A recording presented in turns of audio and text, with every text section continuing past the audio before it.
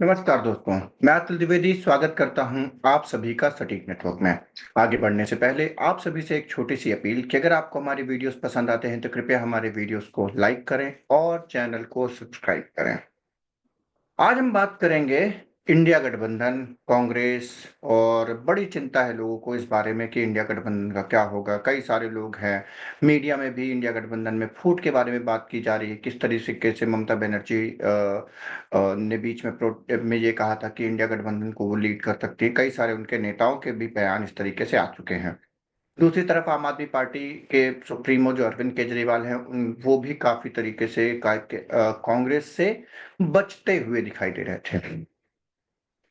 अब बात करते हैं और समझने का प्रयास करते हैं कि आखिर ये इंडिया गठबंधन है क्या।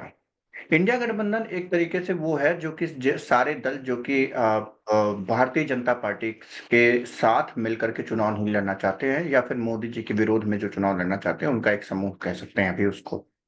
इंडिया गठबंधन का कोई इस तरीके से कोई फॉर्मली तो बना हुआ है, लेकिन एक तरीके से समझ लीजिए कि कोई भी इस तरीके का संयोजक नहीं है, कोई भी इस तरीके का पार्टी ऑफिस नहीं है, सिंबल नहीं है। काफी सारी चीजें हैं जो कि इंडिया गठबंधन में नहीं हुई हैं। अब इसको समझने का प्रयास करते हैं कि आखिर ऐसा क्यों नहीं हुआ। पहली बात कि 2024 में विपक्षी गठबंधन को इस तरीके की बहुत उम्मीद नहीं थी, हो सकता है नहीं रही हो कि वो एनडीए गवर्नमेंट को रोक पाएंगे सत्ता में आने से पहले। एक कारण ये भी समझ में आता है। दूसरा ये समझ में आता है कि क्योंकि ये नहीं हो पाने वाला है, तो उन्होंने ये प्रयास किया कि क्या हम एनडीए गठबंधन को या भारतीय जनता पार्टी को बहुमत से रोक सकते हैं। तो पहला जो उनका एम था कि इसको जो है तो उस पर रोका जा सकता है, ये भी उन्होंने अचीव कर लिया। अब समझने वाली बात यह है कि 2024 में कांग्रेस जिन जिन राज्यों में एक इंपॉर्टेंट प्लेयर हो सकती थी, हरियाणा, झारखंड, हरियाणा, झारखंड, महाराष्ट्र, ये तीनों चुनाव हो चुके हैं। दिल्ली में कांग्रेस की उपस्थिति, आपने दिल्ली के जो रिसेंट के चुनाव हुए होंगे उनको देख करके आप समझ गए होंगे कि 6% से थोड़े ज्यादा वोट मिले हैं कांग्रेस को। तो वहां भी कांग्रेस बहुत बड़ा प्लेयर नहीं थी, पर कांग्रेस ने फिर भी थोड़ा बहुत जोर लगाया और 6-6.5% वोट शेयर तक पहुंचे। और वहां पे भारतीय जनता पार्टी की अब सरकार बन चुकी है। वहां पर मुख्यमंत्री भी कुछ दिनों में डिसाइड हो जाएंगे। आज हम बात ही नहीं कर रहे हैं दिल्ली चुनाव और इन सब के बारे में। अब आप समझिए कि 2025 चल रहा है अभी और अगला चुनाव होने वाला है 2029 में। तो इसके लिए सबसे पहली बात कि क्या समझना पड़ेगा कि एनडीए गठबंधन की सबसे मजबूत चीज क्या है। एनडीए गठबंधन की सबसे मजबूत चीज है भारतीय जनता पार्टी। भारतीय जनता पार्टी से भी मजबूत क्या है, आरएसएस, राष्ट्रीय स्वयंसेवक संघ, जो कि इस साल अपने 100 वर्ष पूरे करने जा रहा है। अभी उनका एक भव्य ऑफिस भी बन चुका है, बहुत बड़ा ऑफिस, और ऐसा कहा जा रहा है कि लोगों ने दान दे करके और इस तरीके से बनाया है। और चलिए, आरएसएस का हेडक्वार्टर कैसे बना, कहाँ से पैसे आए, वो आरएसएस बताएगी, सरकार जाने, हमारा काम नहीं है वो बताना। बात करते हैं आखिर जो है तो कांग्रेस जो है तो इस इंडिया गठबंधन को बनाने के लिए या इसकी बैठकें करने के लिए अभी इस तरीके से एफर्ट देती हुई क्यों नहीं दिखाई दे रही है। तो इसको समझना पड़ेगा देश में होने वाले अगले कुछ चुनावों को देख करके। अगले कुछ चुनाव कहाँ कहाँ होने वाले, बिहार। बिहार में अगर जीतता है गठबंधन, महागठबंधन, उसमें मुख्यमंत्री का चेहरा होंगे तेजस्वी यादव, ठीक है, आरजेडी से बनेंगे। दूसरी जगह बंगाल की बात की जाए तो बंगाल में बड़ा प्लेयर कौन है, ममता बनर्जी। उसके बाद एकमात्र राज्य है जो 2 सालों में उत्तर प्रदेश जाने से पहले, उत्तर प्रदेश चुनाव तक, इनफैक्ट 2027 में उत्तर प्रदेश के चुनाव होंगे तब तक, एकमात्र राज्य असम है जहां पर कांग्रेस बहुत अच्छी स्थिति में दिखाई देती है और जहां पर वही सबसे बड़ा प्लेयर है। तो आखिर कांग्रेस चाह क्या रही है। कांग्रेस जो है इन 2 वर्षों का इस्तेमाल करना चाहती है, जो उनका प्लान है कि वो अपने संगठन में ध्यान देना चाहती है। और अगर ये आपने देखा होगा तो अभी अभी उन्होंने महाराष्ट्र इकाई में भी चेंजेस किए हैं और सतपाल जी जो है उनको जो है तो यहाँ पे महाराष्ट्र पीसीसी का का अध्यक्ष घोषित कर दिया है। आप समझ सकते हैं कि किस तरीके से कांग्रेस जो है तो इस समय पे लगी हुई है। कांग्रेस का एक और विचार है कि वो शायद पश्चिम बंगाल में राहुल गांधी की एक यात्रा भी निकालने जा रहे हैं। तो कांग्रेस क्या चाहती है, कांग्रेस चाहती है अपना खुद का बेस बढ़ाना, क्योंकि कांग्रेस और भारतीय जनता पार्टी सबसे ज्यादा करीब 200 सीटों पे, 180 से 190 सीटों पे भारतीय जनता पार्टी और कांग्रेस ही आमने सामने दिखाई देते हैं। तो जब तक कांग्रेस इसमें से 60 से 70 सीटें नहीं जीतती है, तब तक इस गठबंधन का कुछ भी नहीं हो सकता। क्योंकि कांग्रेस ही है जो कि सबसे ज़्यादा सीटें लड़ती है भारतीय जनता पार्टी के खिलाफ, और भारतीय जनता पार्टी को हारने के लिए कांग्रेस को ही भारतीय जनता पार्टी को हराना पड़ेगा, और कोई पार्टी का इस तरीके का बेस नहीं है कि राजस्थान, गुजरात, मध्य प्रदेश, छत्तीसगढ़, खासतौर से इन 4 राज्यों में, अगर इन 4 राज्यों, कर्नाटका उसमें जोड़ लीजिए, तेलंगाना भी अब उनमें से एक राज्य हो चुका है, इन सारे राज्यों में डायरेक्ट एक तरीके से भारतीय जनता पार्टी और कांग्रेस का ही डायरेक्ट मुकाबला दिखाई देता है। जब आप इसे देखेंगे तो आपको समझ में आएगा कि इन सबके चुनाव 2028 में होने वाले हैं। ज्यादातर चुनाव 2027-28 में ऐसे चालू होंगे। तो आप समझ सकते हैं कि ये 2 साल जो है तो कांग्रेस जो है तो अपने खुद के दल पे लगाना चाहती है। 2027 बीतेगा, 2028 के शुरुआत से पहले मैं ये बात लिख करके दे सकता हूं कि इंडिया गठबंधन की सारी मीटिंग्स हो जाएंगी, सारे मुद्दे डिसाइड होने लगेंगे, और 2028 की शुरुआत होते होते या अप्रैल, मई, जून तक ये सारी जो चीजें हैं वो सेट हो जाएंगी। मध्य प्रदेश, छत्तीसगढ़, राजस्थान, तेलंगाना, ये 4 राज्यों के चुनाव होंगे। इन 4 राज्यों के चुनाव में आप देख लीजिएगा, गठबंधन भी बन जाएगा, सीट शेयरिंग भी हो जाएगी और सब कुछ हो जाएगा। मुद्दा सिर्फ ये है कि 2 साल तक कांग्रेस खुद जो है, ऐसे किसी राज्य में चुनाव नहीं जहां पर वो बहुत बड़ा प्लेयर हो, असम को छोड़ करके, और अगर एक तरीके से देखा जाए तो बिहार में भी थोड़ी बहुत उनकी प्रेजेंस है। तो इन सबको देखते हुए ये समझ में आता है कि ये इंडिया गठबंधन किस तरीके से जा रहा है। बहुत सारे लोग हैं जिनको बहुत समस्याएं हैं। बहुत सारे लोगों ने कांग्रेस को ब्लेम किया कि कैसे उसने आम आदमी पार्टी का सपोर्ट नहीं किया और उनके खिलाफ चुनाव लड़े, और उसके बाद जो है तो दिल्ली में उनकी सत्ता नहीं आ पाई। तो कांग्रेस यहाँ पर जो है तो इसलिए थोड़ी बैठी है कि आम आदमी पार्टी को जिताने के लिए। और पहली बात, इस बात को भी ध्यान रखना पड़ेगा कि पहले व्यक्ति गोपाल राय थे जो लोकसभा चुनाव के बाद उन्होंने कह दिया था कि कांग्रेस के साथ दिल्ली में किसी भी तरीके का गठबंधन नहीं होगा।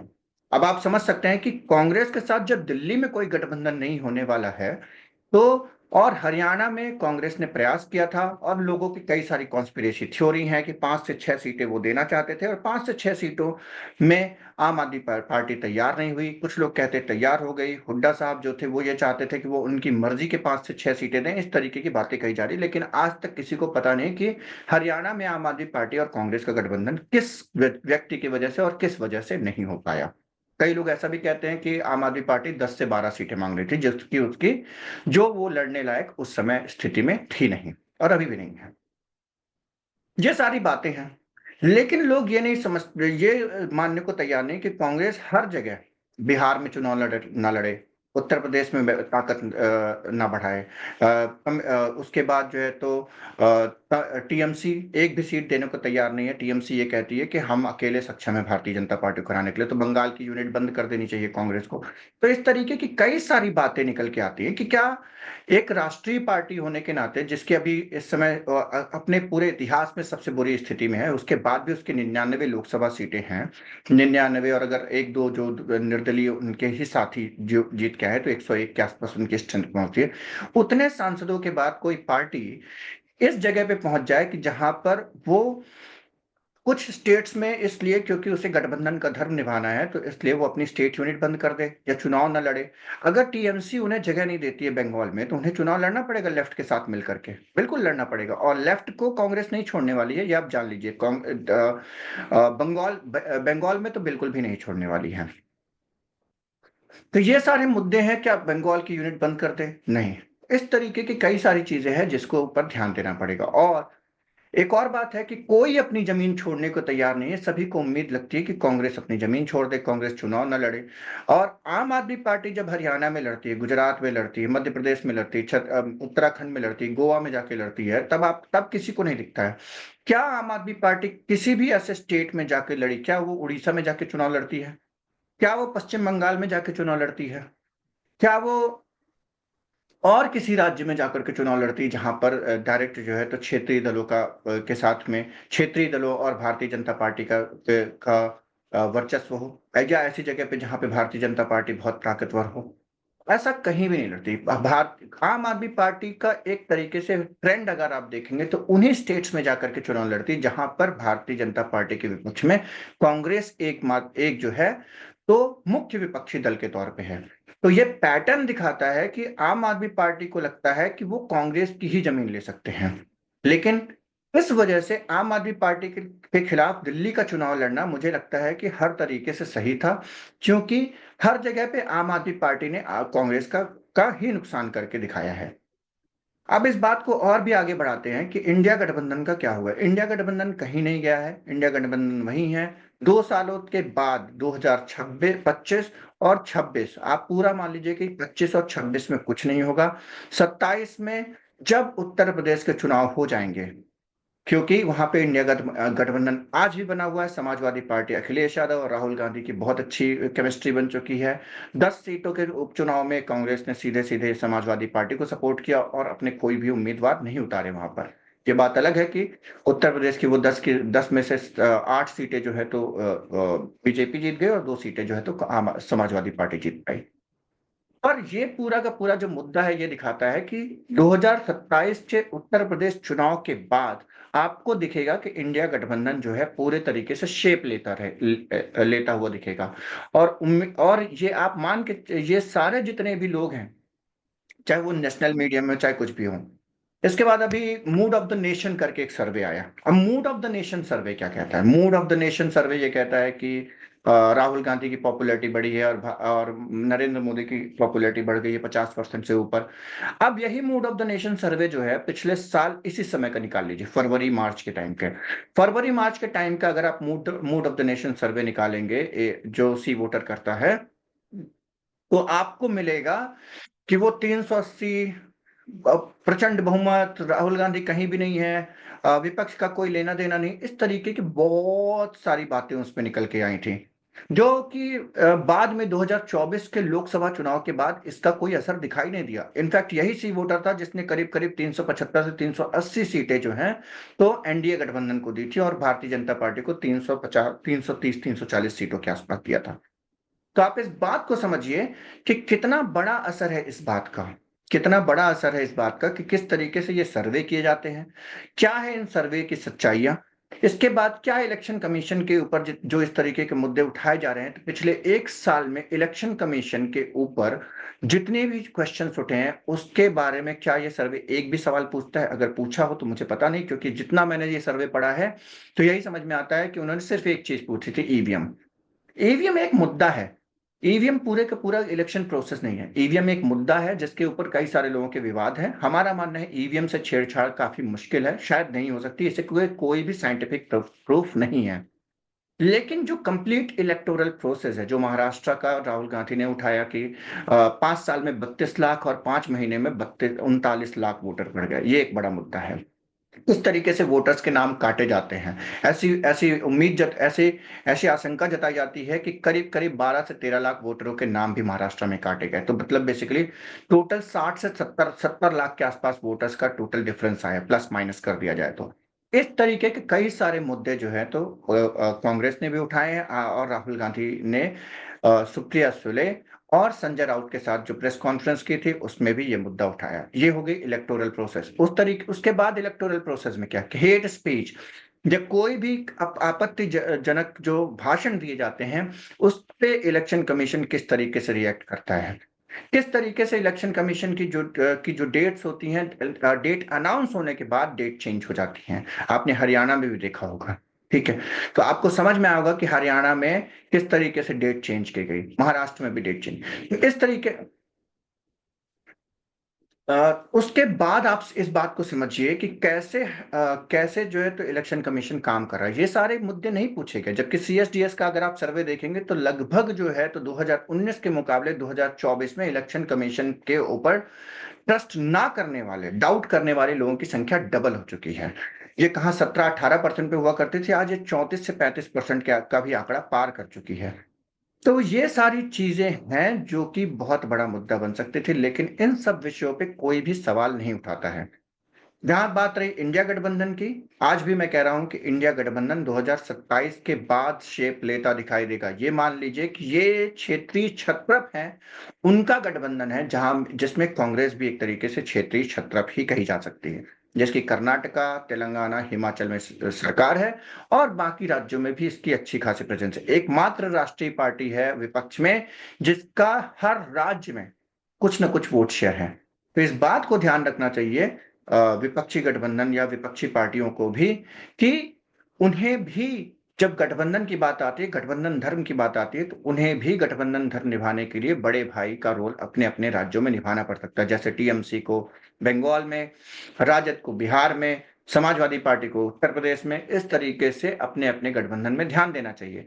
डीएमके और कांग्रेस का गठबंधन देखिए कितना सही काम करता है तमिलनाडु में। दोनों मिल-जुल के काम करते हैं, जितनी सीटें आपस में लड़ते हैं और वो चुनाव भी जीतते रहे। इस बार भी उनका तमिलनाडु में परफॉर्मेंस लोकसभा में काफ़ी बेहतर रहा था। तो ये सारी चीज़ें हैं जिस पे आप अगर ध्यान आप इसको इस तरीके से देखेंगे तो आपको समझ में आएगा कि क्यों आखिर इंडिया गठबंधन की कोई बैठक नहीं हो रही है। क्योंकि मोमेंटम जो होता है ना, वो ऐसे नहीं बनता है और 2 पार्टियों के नेता के जो कार्यकर्ता होते हैं ना, वो एक साथ मिलकर के कभी काम नहीं करते। ब बीजेपी दिन भर जो है तो ओम प्रकाश राजभर या जदयू के साथ काम नहीं करती दिखाई देगी। जदयू तो अभी सरकार में है चलिए। लेकिन अगर सरकार में ना हो तो भी वो साथ में हमेशा काम करते हुए नहीं दिखते उनके कार्यकर्ता। अलग-अलग जगह पे वो अपनी-अपनी पार्टी के लिए काम करते रहते हैं और अपनी पार्टी को ही बढ़ावा देते हैं। और हर व्यक्ति अपनी पार्टी को बढ़ावा देता है। आपको यही बात है कि हर पार्टी को अपने-अपने कार्यकर्ता समाजवादी पार्टी अगर उत्तर प्रदेश में मजबूत है, तो उसे अपने कार्यकर्ता सम्मेलन करने चाहिए, बूथ लेवल पे काम करना चाहिए। कांग्रेस का जहाँ-जहाँ समर्थन है, वहाँ-वहाँ कांग्रेस को टारगेट करके अपने बूथ को मजबूत करना चाहिए। हर एक व्यक्ति को जैसे भारतीय जनता पार्टी का एक पूरा का पूरा सिस्टम है उनका इलेक्शन लड़ने का। उसी तरीके से इन्हें भी अगर उस तरीके से इलेक्शन मैनेजमेंट नहीं करेंगे, तो यही हाल होता रहेगा और ये 2 साल जो मिल रहे हैं, वो इसीलिए मिल रहे हैं कि उनके किसी अपने-अपने राज्यों के चुनाव में इनको ध्यान देना चाहिए और उसके बाद जो है तो इंडिया गठबंधन को मजबूत करने के बारे में सोचना चाहिए। और कांग्रेस अगर अपने संगठन के ऊपर काम करना चाहती है, तो उसे पूरा अधिकार है और वो 2 साल अपने संगठन पे ही काम करती हुई दिखेगी। थोड़ा बहुत जो भी प्लस माइनस वो नहीं जानते कितना काम कर पाएगी, कितना नहीं कर पाएगी। लेकिन उनका जो फ़ोकस दिख रहा है अभी कांग्रेस का, वो यही दिख रहा है कि हमें अपने संगठन पे काम करना है। ज़रूर अपनी राय हमारे कमेंट बॉक्स में बताएँ और अगले एपिसोड तक के लिए इंतज़ार करें। तब तक के लिए धन्यवाद।